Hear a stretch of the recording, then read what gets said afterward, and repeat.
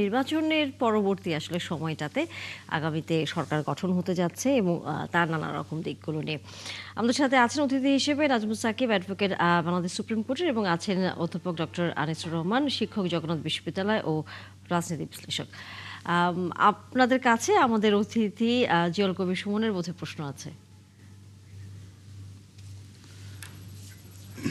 হ্যাঁ, আমি ডক্টর আনিসুর রহমানের কাছে জানতে চাই, সেটি হচ্ছে মন্ত্রিসভা গঠনের বিষয়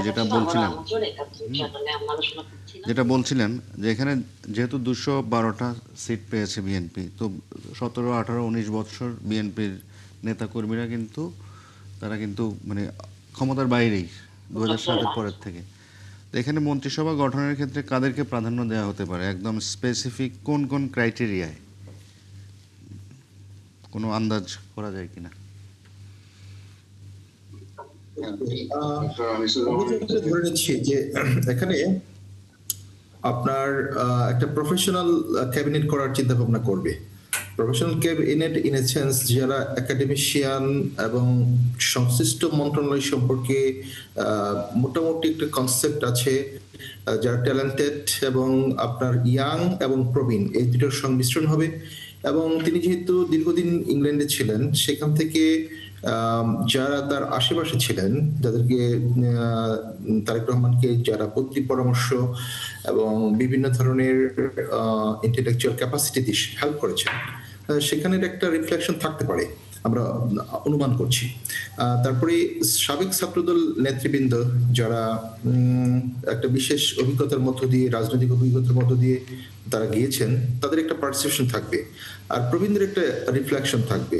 এই ধরনের একটা ক্যাবিনেট হতে পারে বলে বিভিন্ন মাধ্যমে আমরা একটা ইমাজিন করতে পারি।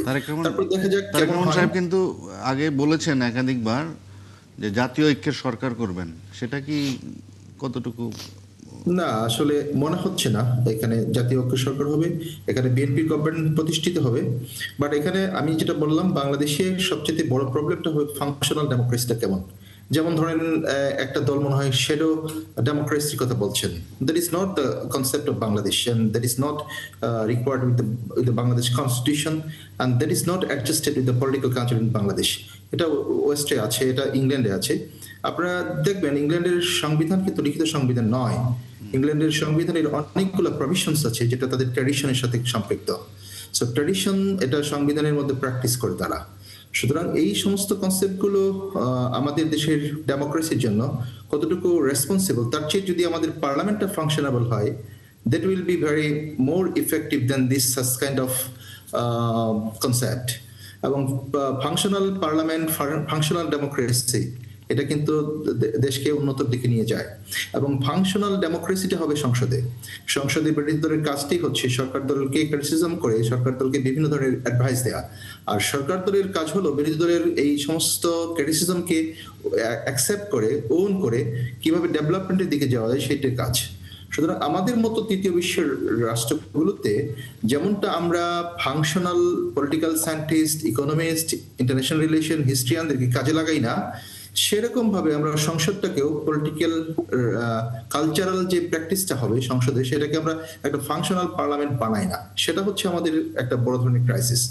বাট আমরা এই সরকারের কাছে অনেক কিছুই প্রত্যাশা থাকবে, জনগণের অনেক কিছু প্রত্যাশা থাকবে। সেই প্রত্যাশার জায়গা থেকে যদি একটু আপনার কাছে প্রশ্ন রাখি, সেটা হচ্ছে যে আমরা দেখছি যে যদি ভোটের শতাংশের হিসেব বিভিন্ন গণমাধ্যমগুলো বলছে যে বিএনপি ভোট পেয়েছে 49.97 এবং জামায়াত পেয়েছে 31.76, এনসিপি পেয়েছে 3.05, এরকম একটি শতাংশের হিসাব তারা দিয়েছে। এটা কি আপনি কিভাবে দেখছেন? মানে সেই শতাংশের হিসেবে কি বিএনপির কি আরেকটু বেশি ভোট পাওয়ার সুযোগ তৈরি হতো না?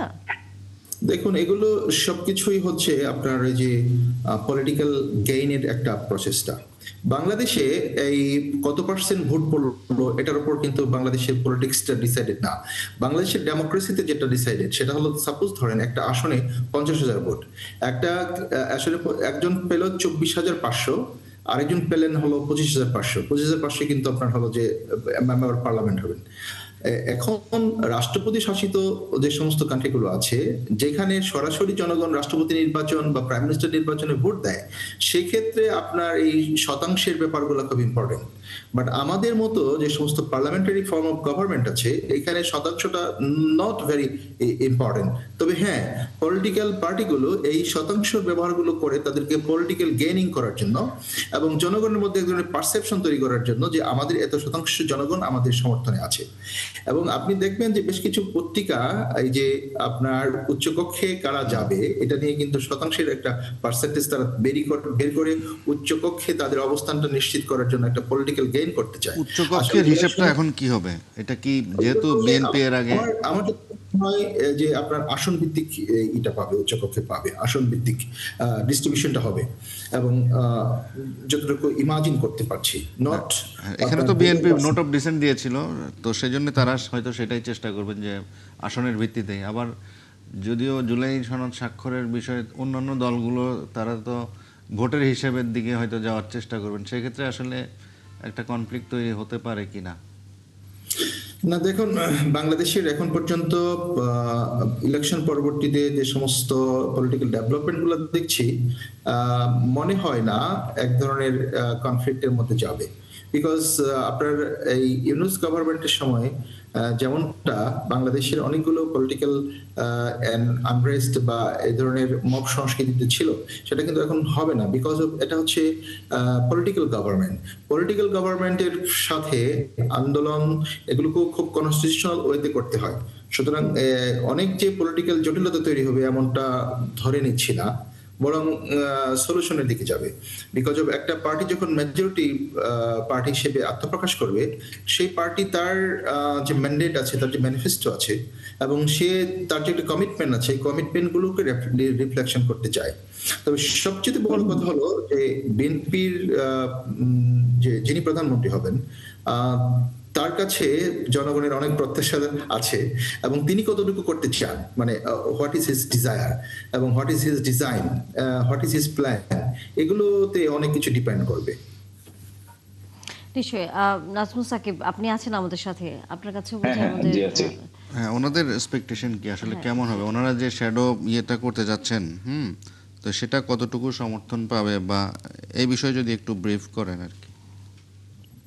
আচ্ছা, শ্যাডো ক্যাবিনেট তো এটা তো মাত্র শুরু হচ্ছে, এখনো তো এক ধরনের কনসেপ্ট ব্রিটেনে আছে। বাংলাদেশে কিভাবে আগাবে সেটা তো ভবিষ্যৎ বলে দিবে, এটা এই মুহূর্তে বলা তো কঠিন। এখনো তো কনসেপ্ট আকার আছে, প্র্যাকটিসে আসলে তখন বোঝা যাবে। আলোচনা করতে করতে হয়তো ডেভেলপমেন্টটা হবে, আলোচনা করতে করতে। আর আপনি হচ্ছে উচ্চ কক্ষের বিষয় বোধহয় বলছিলেন। দেখেন, উচ্চ কক্ষের বিষয়ে জুলাই সনদে যেভাবে আছে, এনসিপি বা জামাত যেভাবে করে বলে, আমি আরো 1 মাস থেকে 1.5 মাস আগে বলেছি উচ্চ কক্ষে পিআর হবে না। কেন হবে না? আপনার জুলাই সনদে বলা আছে হচ্ছে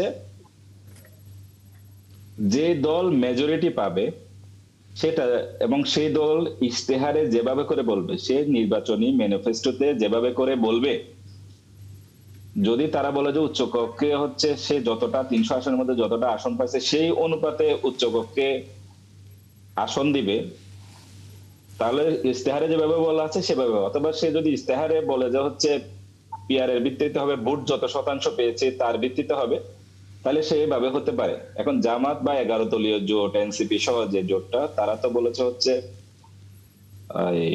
পিআর এর ভিত্তিতে বা ভোটের শতাংশের ভিত্তিতে।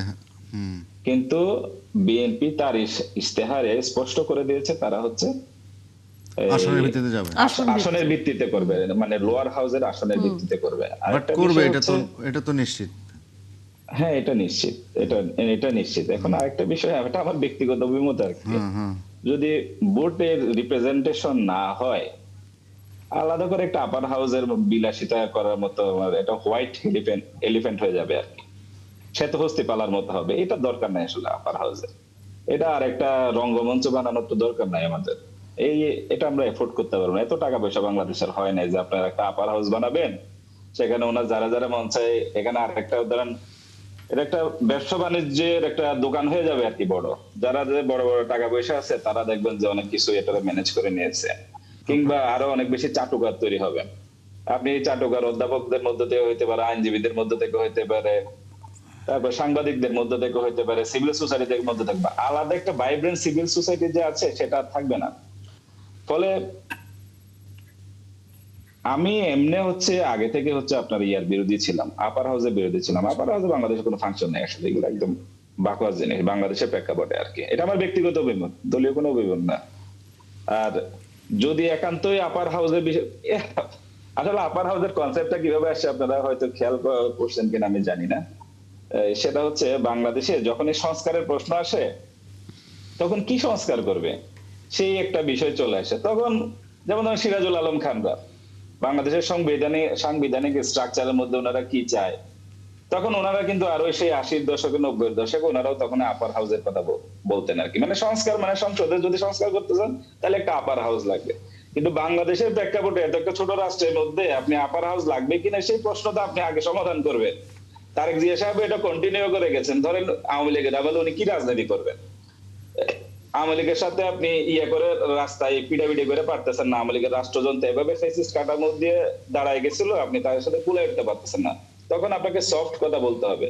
এখন সফট কথা বলতে গেলে আপনি সংস্কারের কথা বলবেন। এখন সংস্কারের কথা কি বলবেন? আপার হাউস একটাই আছে আর কি। এই থেকে সূত্রপাত হয়েছে, এছাড়া আর কিছু নাই। এটাতে এমন আহামরি কিছু না আর কি আপার হাউস জিনিসটা। ফলে এটা নিয়ে এত মাতামাতির কিছু নাই। আপার হাউস তো আমার সমস্যা না। আমার সমস্যা হচ্ছে গুড গভর্নেন্স আছে কিনা, আমার সমস্যা হচ্ছে এমপ্লয়মেন্ট আছে কিনা। আমার যে বিএনপি তার ইশতেহারে যে বলছে 1.5 বছরে বা 1 বছরে কত 1 কোটি বা সামথিং কর্মসংস্থান, হ্যাঁ। মোরলেস কর্মসংস্থান, এটা হচ্ছে আমার সবচেয়ে বড় সমস্যা ভাই। অভ্যুত্থান হয়েছে কি নিশ্চয়ই জন্য? এই প্রসঙ্গগুলো নিয়ে আলোচনা আমরা করব।